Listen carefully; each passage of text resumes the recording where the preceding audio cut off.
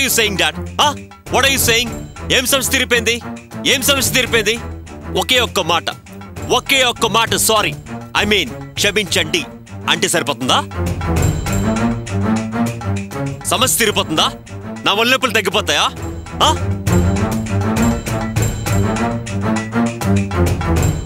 అదేంట్రా, నువ్వే కదా నేరుగా వాడొచ్చి క్షమించమని అడిగితే చాలు అన్నావు. అనొచ్చు కానీ సరిపోదు.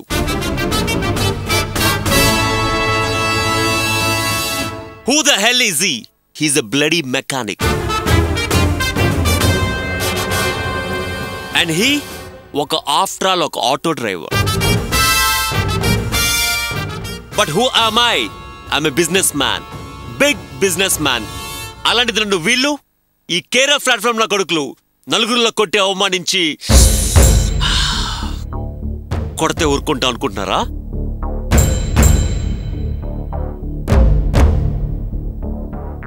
క్షమించేస్తాను అనుకుంటున్నారా? సపోజ్ ఇప్పుడు వీళ్ళు బాగా తన్ని ఐఎమ్ సారీ అంటే ఊరుకుంటారా? ఈక్వల్ అయిపోతాయా? సరిపోతుందా?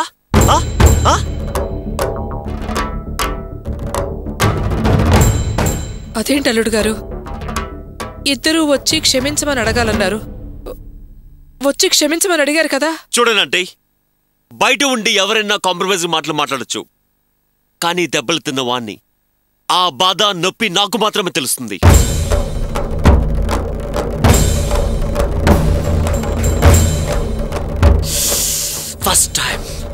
ఫస్ట్ టైం నా లైఫ్ లో దెబ్బలు తిన్నా, అవమానపడ్డా. అసలు ఎక్కడికి వెళ్ళినా ఫస్ట్ ఇంపార్టెన్స్ నాకే ఇస్తారు. అలాంటి వాణ్ణి పబ్లిక్ ప్లేస్ లో ఇష్టం వచ్చినట్టు కొడతారా, ఇన్సల్ట్ చేస్తారా? చూస్తా. అందుకే కదండి క్షమించమని అడిగింది. No, it's not enough. సరిపోదు అంటున్నాను. మీ కోపం తగ్గడానికి మరి వీళ్ళేం చెయ్యాలంటారు? ఎవరినైతే వాళ్ళు కొట్టారో ఆ కాళ్ళ మీద పడి, అంటే ఐ మీన్ నా కాళ్ళ మీద పడి క్షమించండి అని క్షమాపణ అడగాలి.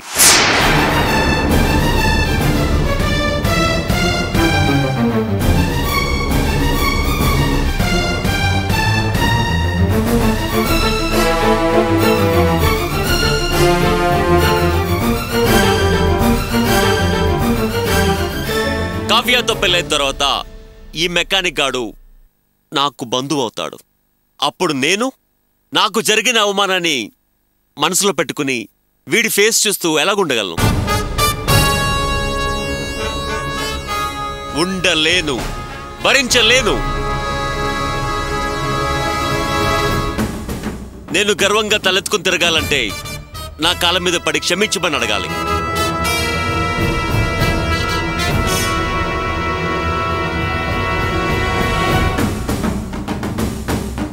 జీవితాంతం నాకు ఒదిగి ఉండాలి.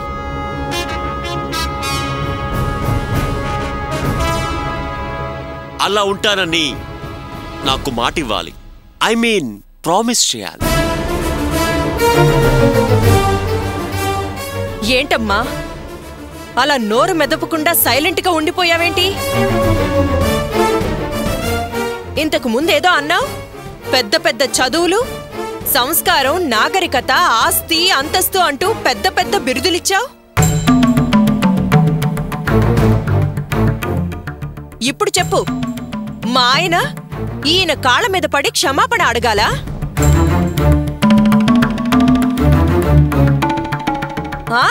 వాళ్ళు గొప్పోళ్ళు కదా, వాళ్ళ తాహతు వేరు, మా తాహతు వేరు కదా. చెప్పు, కాళ్ళు పట్టుకోవాలా? ఏంటమ్మా, ఈయన కాళ్ళ మీద పడండి అనగానే పడిపోవాలా? అరే, మన అమ్మాయిని ఎవరో బయట వాళ్ళు ఫోటోలు తీస్తున్నారని తెలియక చేసుకున్నాం. తెలిసాక మీరు క్షమించమని అడగమన్నారు, వచ్చి అడిగాం. కాదు చాలదు, కాళ్ళే పట్టుకోవాలంటే కుదిరే పని కాదు. రారా గోపి, వెళ్దాం. ఏంట్రా నువ్వు మాట్లాడేది? ఇది కావ్య జీవితానికి సంబంధించిన విషయం. తన పెళ్ళిలో సమస్య కాకూడదు. నోటికొచ్చినట్టు వాక్కు. అందుకని కాళ్ళ మీద పడి క్షమించమని అడగాలా? మంచి పని కోసం కాళ్ళ మీద పడ్డంలో తప్పేమీ లేదురా. అరే ఏంట్రా నువ్వు అనేది? ఏయ్ నాకు తెలియక అడుగుతాను, నువ్వెందుకు అంత ఫీల్ అవుతున్నావు? నిన్నేమీ కాళ్ళ మీద పడమని చెప్పట్లేదుగా, అది నేను చూసుకుంటాను, నాకు వదిలే.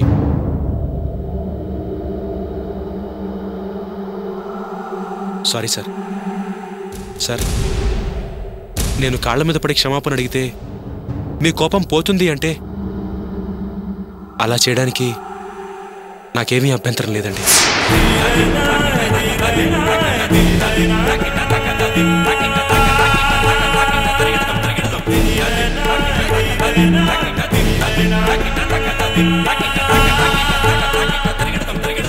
ఆగు.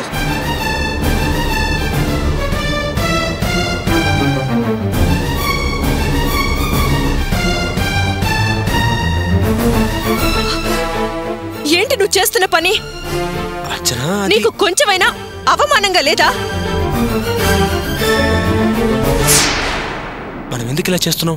కావ్య జీవితం మంచిగా ఉండాలని నువ్వు అతని కాళ్ళ మీద పడి క్షమాపణ అడుగుతావా? అర్చన, ఎందుకంత అరుస్తున్నావు? మనం కొంచెం తగ్గి సర్దుకుపోతే కావ్య జీవితం బాగుంటుంది అర్చన. తగ్గొచ్చు, సర్దుకుపోవచ్చు, కానీ దానికి ఓ హద్దుంటుంది. ఇలా జరుగుతుందని నాకు తెలుసు, అందుకే ఇక్కడికి రావద్దన్నాను. కానీ నువ్వు వెనుకుండా నన్ను కూడా తీసుకొచ్చావు. వీళ్ళు మనల్ని క్షమించమని అడగడానికి పిలవలేదు, మనల్ని అవమానించి బయటికి పంపించడానికి పిలిచారు.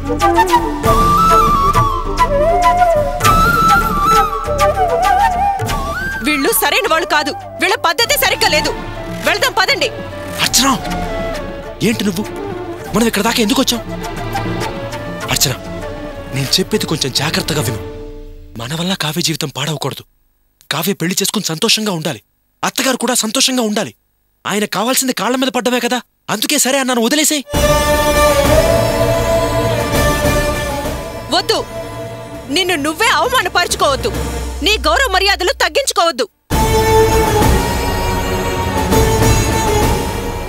నీ పరువు ప్రతిష్టల్ని పణంగా పెట్టైనా కావ్య పెళ్లి జరిపించాలనుకుంటే అలాంటి చెల్లి నాకొద్దు, అలాంటి బంధం నాకొద్దు.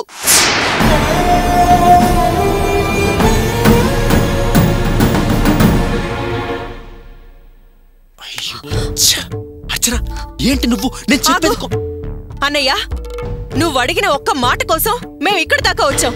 కానీ ఇక్కడేం జరిగిందో చూసావు కదా. నా భర్తని అందరి ముందు అవమానపరిచారు. అది నేను చూస్తూ ఊరుకోలేను. అమ్మ అనుకోవచ్చు, ఎలా అయినా మా ఆయన ఇతని కాళ్ళ మీద పడి క్షమాపణ అడిగిస్తే కావ్య పెళ్లి బాగా జరిపించేయొచ్చని. కానీ మనమ్మ పాత అమ్మే కదా, తనకున్న పెద్ద అల్లుడి కన్నా రాబోయే అల్లుడే ముఖ్యం కావచ్చు. కానీ నాకు నా మొగుడే ముఖ్యం. ఆయన వేరే వాళ్ళ కాళ్ళ మీద పడి క్షమాపణ అడగడం నేను చూస్తూ తట్టుకోలేను, చూస్తూ ఊరుకోను. అర్చన, నీకు దండం పెడతాను, వదిలేసే. నేను చెప్పేది కొంచెం విను. కాదు, ఒక్కసారి ఆయన నువ్వు చెప్పేది కాదు, నేను చెప్పేది విను. ఇంతకు ముందు నువ్వే అన్నావు కదా, నా మీద గౌరవం ఉంటే నేను క్షమాపణ అడిగితే నువ్వు అడ్డం రాకూడదని. ఇప్పుడు నేను చెప్పేది విను. నీకు నా మీద ప్రేమ, ఆప్యాయత ఉంటే, ఈ అర్చన నీకు కావాలనుకుంటే మరో మాట మాట్లాడకుండా ఇక్కడి నుంచి పద. వెళ్దాం, రా రా అన్నయ్య.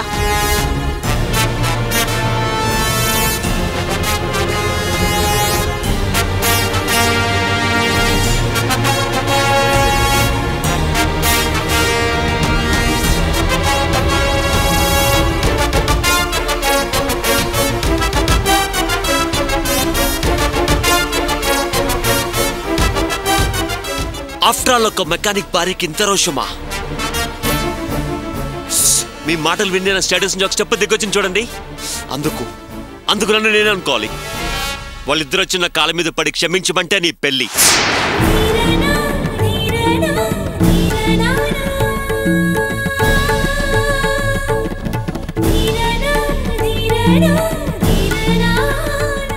లేకపోతే ఈ పెళ్లి జరగదు.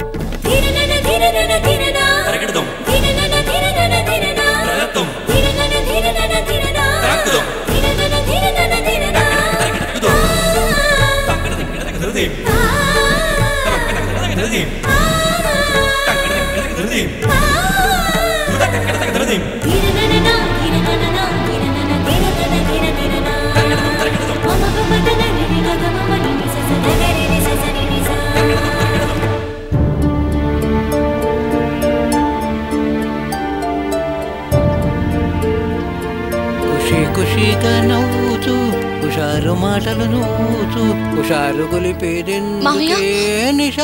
మావయ్య? ఏమిటమ్మా ఏమిటలా కంగారుగా ఉన్నావు? ఏమైంది? అత్తయ్యని పోలీసులు తీసుకెళ్లారు మావయ్య. భాగ్యాన్ని పోలీసులు తీసుకెళ్లారా? ఎందుకు? అదే తెలీదు మావయ్య.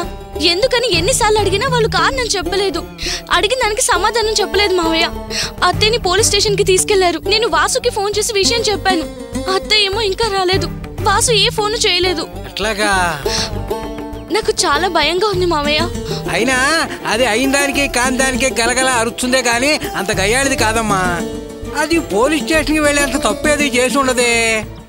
ఇప్పుడు ఏం చేద్దామంటావమ్మా? అదేంటి మావయ్య, మీతో చెప్తే మీరేదో చేస్తారనుకుంటే ఏం చేద్దామని మళ్ళీ నన్నే అడుగుతున్నారు. అలా నిలబడిపోయారేంటి మావయ్య? మరి ఇంతకంటే ఇంకేం చేయగలనమ్మా?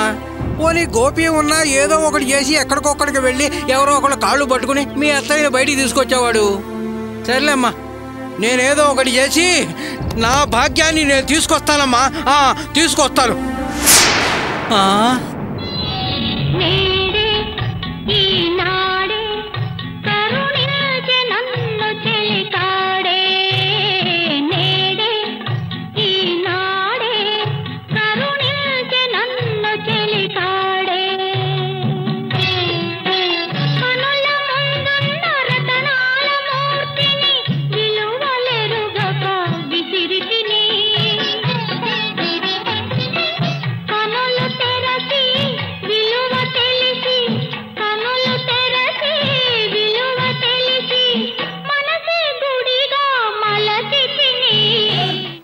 భాగ్యం భాగ్యం భాగ్యం ఏమైంది భాగ్యం? నిన్ను పోలీసులు పట్టుకెళ్లారు అనగానే నాకు చాలా బాధేసింది. అవును భాగ్యం, పోలీసులు ఎందుకు పట్టుకెళ్లారు? ఏమన్నా అన్నారా? చెప్పు భాగ్యం, అసలు ఏం జరిగింది? ఏమి లేదు లేవయ్యా, నేను క్షేమంగా వచ్చేసాను కదా, నువ్వేం భయపడకు. అమ్మా, అనవసరంగా ఆయనతో మాట్లాడేందుకే నోరూరు కదా, పద లోపలికి. అత్తయ్య, మిమ్మల్ని పోలీసులు తీసుకెళ్లడానికి మా నాన్నే కదా కారణం. అది అక్కడికి వెళ్ళగానే అసలు. అమ్మా, ఎందుకే నిజం దాస్తావు? అన్నిటికీ కారణం వీళ్ళ నాన్నే అని చెప్పొచ్చు కదా. వాసు, నువ్వు చెప్పేది నిజమా? మరేం లేదు రేవతి, మనం కలిసి ఆనందంగా ఉంటున్నాం కదా, అది మీ నాన్నకు నచ్చటం లేదు. కుళ్ళుకుంటున్నాడు.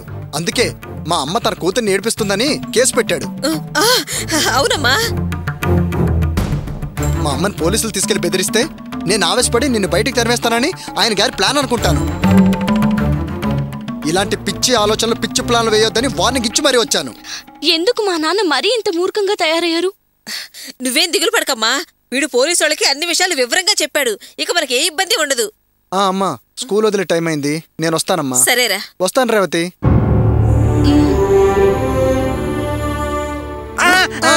వస్తాను నాన్న. అమ్మా రేవతి, నువ్వు వెళ్ళి కాస్త వేడివేడిగా కాఫీ తీసుకురమ్మా, తలంతా నొప్పిగా ఉంది. సరే అత్తయ్య.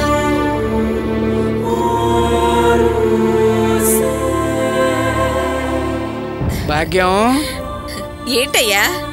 నువ్వు పోలీస్ స్టేషన్కి వెళ్ళిన కారణం వాసు చెప్పిందేనా, వేరే ఏదైనా ఉందా?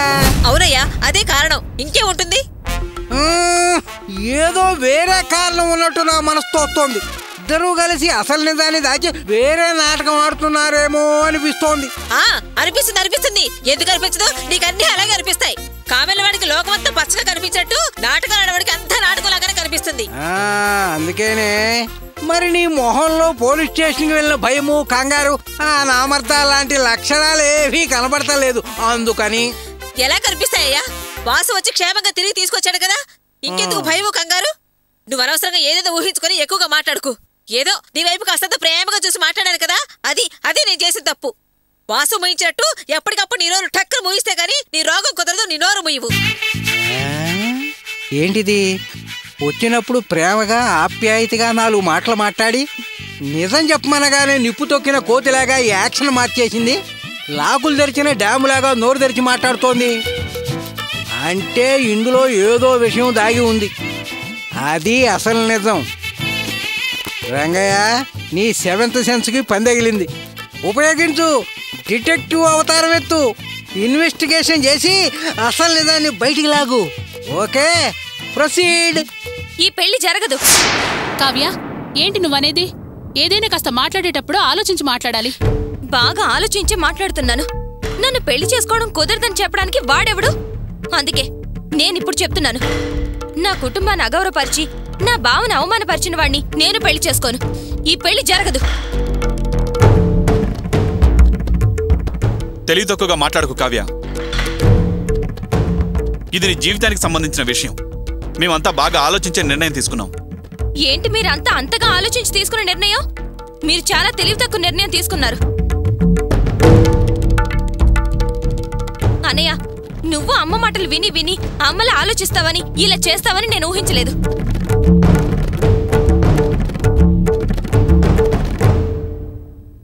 కావ్య, నువ్వు కాస్త ఓవర్గా మాట్లాడుతున్నావు. అన్నయ్యనే గౌరవం లేకుండా నోటికి ఎంతొస్తే అంత మాట్లాడేస్తున్నావు. ఆహా, నీ భర్తని ఒక్క మాట అంటేనే నువ్వంత ఫీల్ అయిపోతున్నావు. నీకు అంత కోపం వస్తుంది. అర్చన నీలాంటిది కాదా?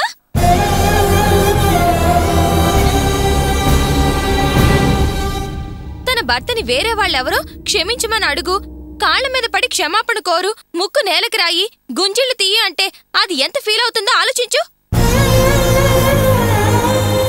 దీనంతటికీ కారణం అమ్మే.